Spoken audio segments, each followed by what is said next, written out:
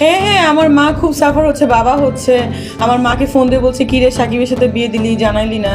হ্যাঁ অবশ্যই সাকিব তো সুন্দর দেখতে, স্মার্ট, গুড লুকিং, সবই আছে, তো ঠিক আছে। কোরবানি ঈদের আগেই সুখবর দিলেন মিষ্টি জান্নাত। এবার ফাঁস করলেন গোপন রহস্য। চুপিসারে বিয়ে করেছে মিষ্টি জান্নাত ও শাকিব খান, যাদেরকে নিয়ে একটা সময় ধরে চলে আসছে গুঞ্জন। তবে সে গুঞ্জনই হঠাৎ করে সত্যি করে দিল মিষ্টি জান্নাত। মিষ্টি জান্নাতের সঙ্গে এয়ারপোর্টে প্লেনের মধ্যে একটি ফটো শেয়ার করেছে শাকিব খান, যেখানে দুজন একসাথে বসে রয়েছে, যাচ্ছে দুবাই।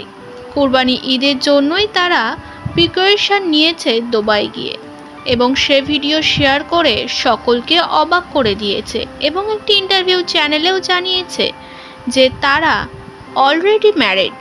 কেউ যদি কারোর সাথে থাকতে না পারে তখন তো ডিভোর্স দেবে।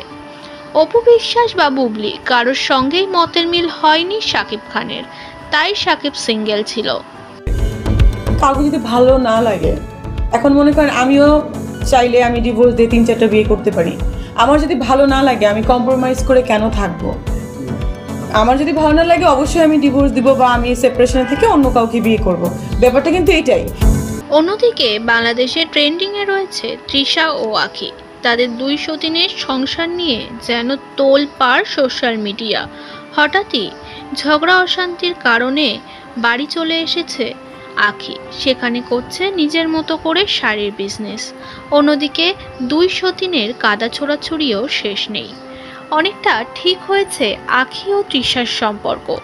একটি লাইভ ভিডিওতে একথা জানিয়েছে তৃষা। তৃষা জানান যে আখির সাথে তার কোনো ঝামেলা হয়নি, বরং আহাদের সাথেই আখির ঝামেলার জেরে আজ আখি বাপের বাড়িতে।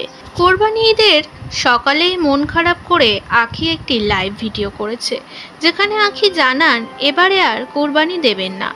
ঈদের কোনো প্ল্যানও নেই তাদের।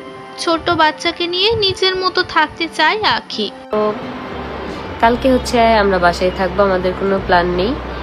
আর আমরা হচ্ছে এবছর কুরবানি দিতে পারতেছি না, কারণ হচ্ছে আমার আব্বুর কিছু টাকা ঋণ আছে, যার কারণে হচ্ছে আমরা কুরবানি দিব না। আল্লাহ যদি কপালে রাখে সামনের বছর আমি আর আমার আব্বু মিলে আমরা হচ্ছে কুরবানি দিব আল্লাহর রহমতে। যদি আল্লাহ নসিবে লিখে থাকে তাহলে আর কি হবে। ঋণ থাকলে হচ্ছে কখনই কারো কুরবানি নাকি মানে কি হয় না জানো রিয়া, ঋণ থাকার কারণে কুরবানি দিলে নাকি ওটা আর কি হয় না, কুরবানি হয় না, হয় না সাধারণত। হ্যাঁ বইয়ে না, এটা সবাই বলে যে ঋণ থাকলে নাকি কুরবানি হয় না। তো আমরা চাই না যে আমাদের 1 টাকা ঋণ থাকা অবস্থা আমরা কুরবানি দিব। আল্লাহর রহমতে যেই ঋণ আছে আমার মনে হয় 1 বছরের মধ্যে ক্লিয়ার হয়ে যাবে আব্বু। তারপরে সামনের ইয়ারেই হ্যাঁ আমরা হচ্ছে কুরবানি দিব, যেটা হচ্ছে আমি আর আমার বাবা মিলে, আমার ইনকামে, তারপর হচ্ছে আমার আব্বুর ইনকামে, তারপর হচ্ছে কুরবানি দিব।